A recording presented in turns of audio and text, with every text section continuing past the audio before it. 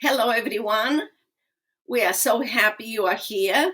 My name is Virginia Prodan. I am the host of Courageous Leadership with Virginia Prodan podcast, which airs every Wednesday and Saturday at 10 o'clock Central Time on Spotify, Podbean, Apple Podcast, YouTube, and now on Edify Podcast Network, the best Christian platform. We are so happy for you to come here, and for some of you that participated to our podcast, you know that I use my own experience to encourage you that God put skills and talents in you, and He wants you to be a courageous leader. And many times I use my own experience, and some of you read the book, Saving My Assassin, and how God used to build me as a courageous leader, even in socialist and communist Romania. But our podcast doesn't limit to only to this. We love to invite courageous leaders in their in different areas that will train and teach us and share with us how God built the leader in them and how they use the leadership position in different areas. And today we have a very, very special courageous leader. His name is Scott Edelman. He is a retired Foreign Service officer with United States Department of State. He received, after 35 years, Exceptional Performance Award upon his departure. He joined the Foreign Service in 1989. He was a political officer at the United States Embassy in Romania, where, in fact, I met him for the first time many years ago, and he was instrumental in protecting me and protecting freedom and religious freedom in Romania. We'll talk more about this. During his work with the Department of State, he received 2 Superior Honor Awards and a Emeritus Honor Award. He also received Eye on Air's Best New Analyst Award in 2005. From 2006 to 2008, he was an assistant professor of political science at United States Air Force Academy, and he served as the State Department Diplomat and in residence. That was very important to me because it was the year when my son started United States Air Force Academy, and he was one of the students there. I will let Scott talk more about his involvement and his role with the United States Department of State. But Scott, thank you so very much for coming here. Thank you for your friendship. Thank you for your amazing work at American Embassy in Romania during socialist and communist in Romania, and also all over the world. So would you introduce yourself to our audience, audio and video audience, please? Well, thank you very much, Virginia. It's a pleasure to join you, and it's a blessing that our lives have intersected in so many ways over the years. So it's always a pleasure to chat with you. I appreciate that very generous introduction. I would hardly characterize myself as unusually courageous or in a leadership position. I always was very conscious during all of my time with the Department of State that I represented the United States of America. I said it's like being a salesman for the best product in the world. I was representing all of the people of the United States. Every State Department officer does that and should think of himself or herself as doing so. And I was representing the ideals of the United States. And so Romania was my first overseas assignment. It was unique because we really did, you much more directly than I did as a citizen, confront evil.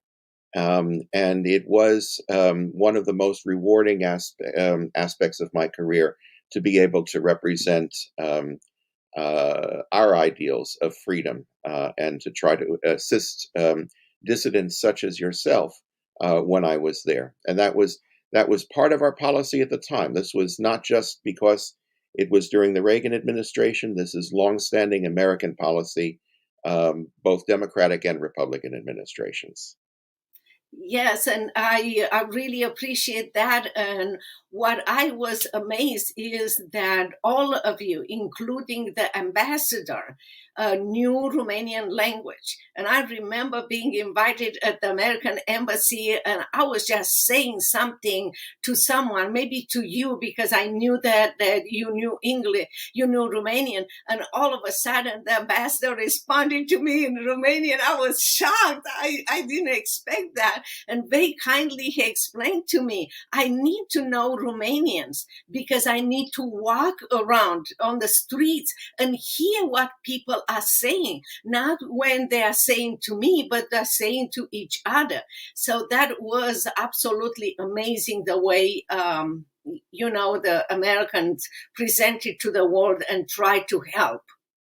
We have that's long been recognized by the State Department. We actually have a kind of mini college campus. It's called the Foreign Service Institute, where American diplomats are trained in both the language and the culture of the country to which they're being assigned. It's not always perfect, and not everyone has a chance to take those courses.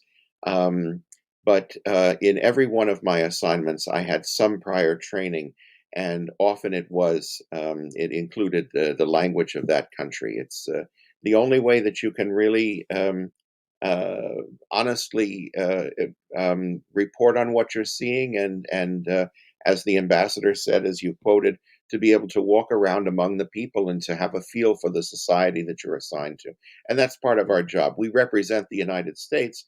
We also report back to Washington on what the situation is like in the country. A big part of my job when I was in Bucharest was to report on human rights trials and dissidents. That is, again, how we first met. And then the State Department would distribute that information more widely in our human rights reports, and sometimes to non governmental organizations that would lobby on behalf of dissidents. Yeah, thanks to you and your work and the work of the American Embassy, many of my cases became part of United Nations reports on human rights violations, and also part of United States Department of State's reports on human rights violations. This was a work, and my book, Saving My Assassin, described that it was a work that was done. It was impossible to do it by myself. God organized and put people on my path, and you at American Embassy, you personally, came and talked many times with me about cases and so forth to understand that. It was instrumental in not only spreading all over the world, the situation in Romania to be known, but also to protect my own life and the life of many other people that spoke up against the dictator. Yeah, one of the things that I did, it's partly because, like you, I have also a legal background. Yes. I was assigned to be the one who went to a lot of the trials. Again, I was only one of several people at the embassy, the ambassador, our political counselors, my colleagues, all of whom worked on these issues. Um, but I would be assigned to go to these trials, and I'd often sit in the back and quietly take notes. And I have to say, one of the highlights of my life was when one of the people whose cases, I think it may have actually been a case that you had worked on. It was someone who was arrested for smuggling Bibles, but was charged with a ridiculous attempted murder Uh-huh. charge. And when he was finally released, and he came to the embassy because he was going to be admitted to the United States as a political refugee, I remember getting a call. This was very much toward the end of my assignment, from someone in our consular section, said, "There's someone here who wants to meet you." So I didn't know who it was. I went down to their office, and he said, we never spoke. We never had a chance to meet before, but I want you to know that I saw you in the back of the courtroom every step of the way, every time we were out there for the trial and through the appeals, and I knew that meant that I was not alone, that the world knew what was happening, and Yes. that was. And as I said, it was not me personally; it was me representing the United States, uh, and um, and I have to say that was one of the highlights of my life, not just my career. Yeah, it was important. It was important for us. I know that, that the world knew about the situation, what we were, facing, and the fact that you never knew. I know personally that going to work and going to trial, I never knew if I will return home and Mhm. if I will be alive. But having the representatives there from United States and knowing that no matter what, the world will know about what happened and it's not in vain, that was important. In fact, one of your colleagues who was taking picture of one of the church that the dictator demolished, like 200 years old or more, got arrested. Do you remember that? Yes, I do remember that. That was, but eventually released, of course, quickly released because I believe him, if it's the person I remember, had diplomatic status, so we were a little bit protected. Um, but um, but I also had occasions, both in Romania and once on a visit to Hungary, when local police would get a little bit upset because we were looking at things they didn't want us to see, and we'd get little visits from people complaining about things like that. On your broader topic of socialism, I want to say one of the interesting things was that a weakness, in a way, of the socialist system is that when it took over in a country such as Romania, it would take on all of the institutions of a normal society, a normal judicial system, and in effect, sort of ape what a normal society would do. That's why you had trials still, and why you had the ability to appear there. The substance was eaten out. The results would be unjust in the court system, but but it still tried to pretend to be a normal court system and a normal society, and that was a weakness that could be exploited because we could actually go and observe what happened, and our presence also meant. In another case, I remember one of the lawyers saying to me, that's the most by the book that I've ever seen a court operate here in Romania. And it was, I think, because I was there and they were trying to pretend that it was a real court. That is so true. And for people that might not know, it was also because American, government gave Romania the most favored nation status. And Yes. that forced them to act like a normal country, like to pretend that they respect the human rights, and also that gave them force them, if you want to have a trial, and in the presence of American embassy and other embassy that were, in the back, to actually apply the law and say, well, I have to give those rights to people and release those people that were arrested for sharing the Bible or so forth. So that was something.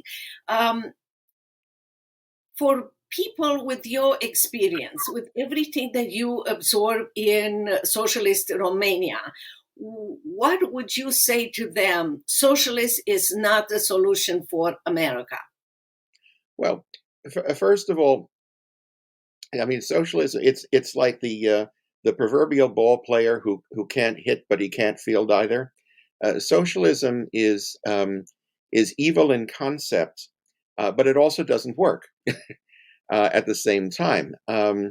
It's never actually worked in any society that it's been in.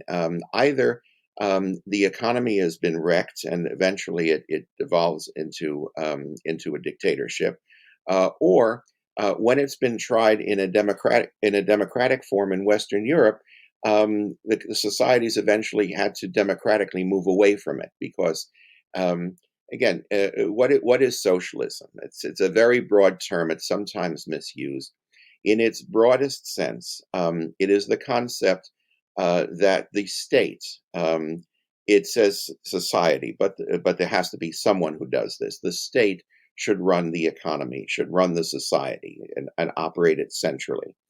Human society is simply too complex to be run by bureaucrats. One of the reasons socialism historically appealed to intellectuals was because even though in theory it's the society that runs everything, in fact it's got to be experts to do so. So when it appeared it's never been popular in the U.S. as a concept historically, partly because socialism also posits, and I'm quoting from what probably one of the greatest men I ever knew, a professor of mine in college named Jan Karski, who had been a Polish diplomat and underground fighter during the Second World War, later became a well-known and beloved professor here in Washington at Georgetown University. And in his course, I always remember how he explained socialism posits a world of eternal conflict. There is always a conflict of class against class, of some part of society against another part of society, and one part has to dominate the other. It's inherently violent in concept because you cannot you cannot take from some and give to others without doing it by force. And as I said, it simply doesn't work because society cannot be run that way. It's never been popular in the U.S. because we always had less of a structured, less of a firm and rigid social structure than Europe had. We didn't have an aristocracy. It's actually outlawed in our Constitution, as you know. There's no titles of nobility in the United States. In Europe, it appealed to people who felt that they had no possibility of advancement. In America, there was always this sense, even during the worst of times, when socialism was its most popular during the Great Depression, there was always a sense that somehow in America, if you really worked hard, you studied, you focused on what you were doing, you would manage to succeed. And we always had an element of social mobility. But So why do you think what do you think is so popular now in America? Or it's popular among young people and some of them, not all of them, but it's more popular now than before.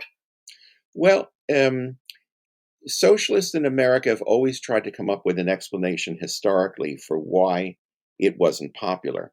In the 60s, there was this theory that was very popular in academia. It was called false consciousness.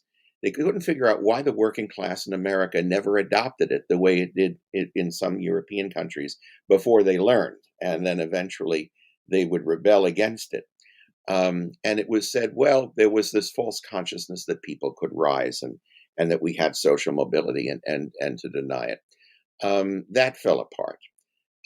Eventually, in America, I think it was after the collapse of the Soviet Union and the end of the Cold War, it was realized among those people who were active socialists or leftists that they were never going to succeed in America by appealing to the working class or to actually in America we have more of a working middle class than and a middle class. So they decided to shift gears and focus instead on young people who are naive and very idealistic. We've all been young, we've all been idealistic, and we've all and some of us have held on to our ideals, but with a touch of realism as we got older. And it appealed to their sense that it was somehow just, that you were still taking from some and giving to others, but that it was just. In America right now, one of the interesting manifestations is to try to change from class-based socialism to a race-based socialism. This whole theory of what's called critical race theory is essentially a race-based socialism. The idea that the conflict, again, as Professor Karski put it, that's a world of eternal conflict, that the conflict is not class against class, it's race against race, and that it's eternal. It was here in the beginning, and it continues now. Um, all of this is an attempt to appeal to youthful idealism that you can create a much better world, but it's based on the idea that the way you create the much better world is by dividing society and taking from one to give to the other, rather than by raising all of society together. Exactly. To me, is when you adopt this theory, you create people um, dependent on the government, and Yes. you cut off their opportunities to build for themselves. I many times I go and speak even non-Christians, not conservative places, and when I share my story that I came to in this country not knowing one word in English, I knew 5 languages but not English. I learned English. I went back to law school and I graduated second time from law school here in Dallas, Texas. I built my law firm. I wrote my book. I speak in many places. I raised 3 kids. One graduated from SMU, one from Harvard Law School, and the other one from Air Force Academy. They all stand up and say, nobody told us, the real story of socialism and how good we have it here. They finally realize you work hard in America and you rebuild your life, you do things that you're supposed to have, and many of them, they change their point of view. They don't believe anymore in socialism because it's an ideology that they are selling to them. It's a lie that they are selling to them, a lie that will put them in a cage as a slave of the government. And we hope that people will take, from what you explained from your own experience in socialist Romania and in other countries, that socialist is not the solution for America. That we have a system, like you said, that you can build or rebuild your life, but by working hard.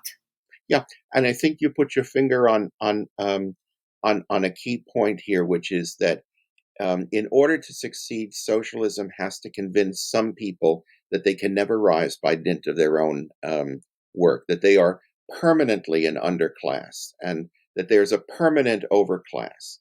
And all of American experience is against that. That's what makes this such a uniquely dynamic society, and why, in the end, I am optimistic that it cannot really take hold here unless we still have to be vigilant. We still have to fight against it, but Yes. um, but I don't think it appeals to the basic American character. This idea that you are an individual and that individuals can succeed. You can work with other people, but you're never permanently a victim, and there's no permanent overclass. As I said, we can talk about how it didn't work in Europe, how painful it was. You would have heard from your friends in Romania how painful it was when they tried to dismantle it in the end. I Yes. was in Poland after Romania, and I remember that we were sending Peace Corps economists as Peace Corps volunteers to try to help the Poles to rebuild a normal working living economy. And the Polish president at the time famously said that it was much easier to turn an aquarium into fish soup than to turn fish soup back into an aquarium. A living Part of what went on, it was just explaining to people how to work in a living economy where enterprises that had been producing widgets had no idea what the widgets were for, and if the widgets didn't really work, it didn't really matter to them, and it was all centrally directed. As I said, it's evil in concept because it is based on this concept of violence and eternal conflict and of one part of society taking from another. But it also doesn't work. You cannot run a modern economy. You cannot have innovation. You cannot have people succeeding or developing their own ideas and their own businesses and their own lives. You cannot have that if everything is directed from above. You are so right. You explain it in such an amazing way that you build it. You build it on violence and how hard it is to dismantle, to create a democratic country after you realize that it's not working. Um, Scott, I just want to thank you so very much for participating to our podcast, and I hope that people take to heart the amazing ideas and suggestions that you gave all of us to work with them, to think about when we think, and even if we don't believe in socialism, when we talk with other people that believe in socialism, use those ideas. Thank you so very much again. We need to bring you back and talk more about all those things. Thank you, Scott. Thank you, Virginia. It's always a pleasure to see you, to chat with you. And when I meet the kids also, it's always a pleasure. I'm so glad that I've had a chance to meet them as well over the years. Thank you very much for having me on. Thank you. Thank you, everyone, for listening and viewing our podcast, Courageous Leadership with Virginia Prodan, which airs each Wednesday and Saturday at 10 o'clock Central Time on Spotify, Podbean, Apple Podcasts, YouTube, and now on Edify Podcast Network, the best Christian platform. Thank you so much for your participation. I hope that you take Scott Edelman's ideas and suggestions to heart. If you have any questions, don't forget to send us your questions. And until next time, keep in touch. And don't forget, you have everything you need in you to be a courageous leader. And we are here to help you. Keep in touch. Bye-bye.